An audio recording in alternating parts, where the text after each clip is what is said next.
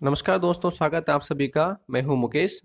आज का current affairs का पार्ट शुरू करने से पहले सबसे पहले पिछले अंक में जो सवाल मैंने पूछा था आपसे उसको डिस्कस कर लेते हैं। तो क्या सवाल था वो दोस्तों, देखिएगा।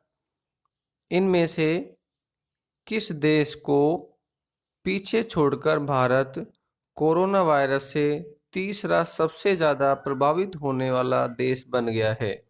यानी कि कोरोना वायरस से प्रभावित होने वाला देश का भारत में तीसरा नंबर हो गया है।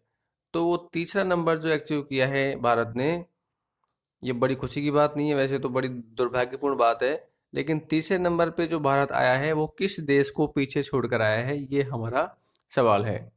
Option A America, option B Brazil, option C रूस, ऑप्शन डी तीनों। तो इसका राइट आंसर है ऑप्शन सी रूस। यानी कि पहले रूस था तीसरे नंबर पर, अब रूस को पछाड़कर भारत तीसरे नंबर पर आ गया है। तो मैं आपको साथ साथ बताते चलूं कि फर्स्ट नंबर पे है अमेरिका, जी हाँ, और दूसरे नंबर पे है ब्राज़ील, और तीसरे नंबर पे हो गया है इंडिया। ये है इस सवाल के बारे में। अब देखते हैं आज के करंट अफेयर्स का पहला सवाल। देखिएगा, हाल ही में किसने ऑस्ट्रिया फॉर्मूला वन रेस का खिताब जीता है? जैसा कि नाम से है, रेस से संबंधित है ये, इसमें कार रेसिंग होती है। इसमें वन रेस का खिताब जो है किसने जीता है वो हमें देखना है। Option A Max Verstappen, B Valtteri Bottas, C Lewis Hamilton, D Alexander अल्बो।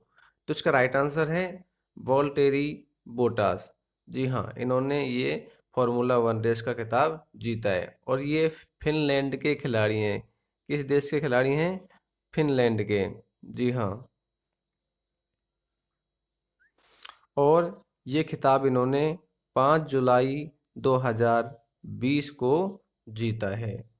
अब देखते हैं अगला सवाल।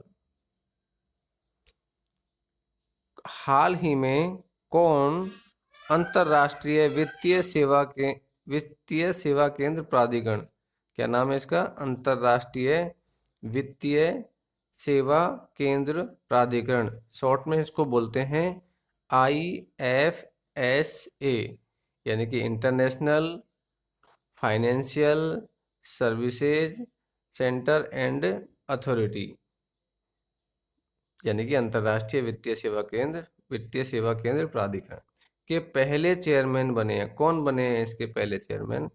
रघुवीर Sinha, option B Pankaj Bhargava, option C Nilesh Mehta, option D Injeti Srinivas. तो इसका राइट आंसर है ऑप्शन डी इंजेती श्रीनिवास। जो इंजेती श्रीनिवास जो है 1988 के सीनियर IAS ऑफिसर रहे हैं। तो ये है इसका राइट आंसर। अब हम तीसरे सवाल को डिस्कस करते हैं। देखिएगा, किस बैंक ने हाल ही में लोन देने के लिए लोन इन सेकंड्स सेवा लॉन्च की है? जी हाँ, ये बैंक भांति भांति की योजनाएं चालू करते रहते हैं। तो इनमें से एक योजना ये भी है लोन इन सेकंड। ये किस बैंक ने लॉन्च की है? ये हमारा आंसर होगा। Option A Yes Bank, option B HDFC bank, option C SBI bank, option D PNB bank. तो इसका राइट आंसर है ऑप्शन ए यस बैंक। जी हाँ, लोन इन सेकंड फीचर के तहत एप्लीकेशन का जो असेसमेंट होगा वो रियल टाइम में होगा। यानी कि कह सकते हैं कि जो लोन लेने वाला है उसको डॉक्यूमेंटेशन की लंबी प्रक्रिया नहीं करनी पड़ेगी। ये लोन इन सेकंड सेवा की एक महत्वपूर्ण पहलू है। अगला सवाल देखते हैं। रिलायंस इंडस्ट्री लिमिटेड, जी हाँ, रिलायंस इंडस्ट्री लिमिटेड 11.5 लाख करोड़ रुपए की बाजार हैसियत वाली भारत की कौन सी कंपनी बन गई है? इसकी हैसियत कितनी है, वैल्यूएशन कितनी है? 11.5 लाख करोड़। इस हैसियत वाली भारत की कौन सी कंपनी बन गई है? भारत की बात कर रहे हैं, विश्व की बात नहीं हो रही यहाँ पर। ऑप्शन ए पहली, ऑप्शन बी दूसरी, ऑप्शन सी तीसरी, ऑप्शन डी चौथी। तो इसका राइट आंसर है पहली, जी हाँ, ये पहली कंपनी बन गई है भारत की जिसकी वैल्यूएशन कितनी है, 11.5 लाख करोड़। अगला सवाल देखते हैं। एप्पल ने इंटरनेट पॉलिसी के तहत एप्पल स्टोर से कितने चाइनीज गेम्स ऐप हटा दिए हैं? जी हाँ, एप्पल भी इसमें शामिल हो गया है। अभी अभी हाल ही में भारत ने भी 59 ऐप चाइनीज रिमूव किए थे, इंडिया से बैन किए थे। इसी प्रकार एप्पल ने भी चाइनीज गेम्स हटा दिए हैं, वो भी काफ़ी भारी मात्रा में है ये। Option A 1500, option B 2500, option C 3500, option D 4500। तो एप्पल ने 4500 चाइनीज गेम्स ऐप हटा दिए हैं। कहाँ से? अपने एप्पल स्टोर से। तो ये इन्होंने चाइना के विरुद्ध कदम लिया है। और ये क्यों लिया है? क्योंकि ये प्राइवेसी से संबंधित एप्पल मानता है कि जो प्राइवेसी है कस्टमर की, वो इन गेम ऐप से प्रभावित होती थी, तो इसलिए इनको रिमूव कर दिया। ये कारण दिया है एप्पल ने। अब देखते हैं छठवां सवाल। प्रधानमंत्री नरेंद्र मोदी 10 जुलाई को किस राज्य के रीवा जिले में, जी हाँ, किस जिले में? रीवा जिले में एशिया के सबसे बड़े सौर ऊर्जा संयंत्र का उद्घाटन करेंगे। तो किस राज्य में करेंगे? ये ऑप्शन होगा। Option A Uttar Pradesh, option B Maharashtra, option C Madhya Pradesh, option D Gujarat. तो इसका राइट आंसर है ऑप्शन सी मध्य प्रदेश। जी हाँ, रीवा जो है मध्य प्रदेश का एक जिला है। साथ ही साथ मैं आपको बताता चलूँ कि ये जो संयंत्र है इसकी क्षमता होगी 750 मेगावाट। जी हाँ, 750 मेगावाट की क्षमता का सौर ऊर्जा संयंत्र होगा, जो एशिया का सबसे बड़ा होगा। देखने वाली बात यह है। अब हम देखते हैं अगला सवाल, यानी कि सातवां सवाल। तो देखते रहिए। निम्न में से किस देश ने नतांज, क्या नाम है? नतांज परमाणु ऊर्जा क्षेत्र में रहस्यमयी आग के कारण का खुलासा करने से इनकार कर दिया है?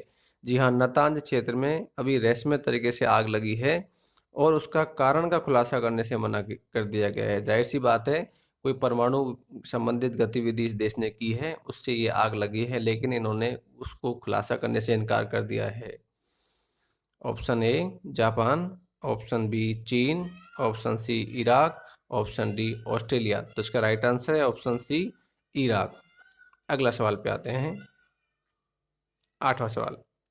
निम्न में से किस देश ने विदेशी कामगारों को लेकर अप्रवासी कोटा विधेयक लाया गया है? किस देश ने लाया है ये विधेयक? क्या नाम है इसका? अप्रवासी कोटा।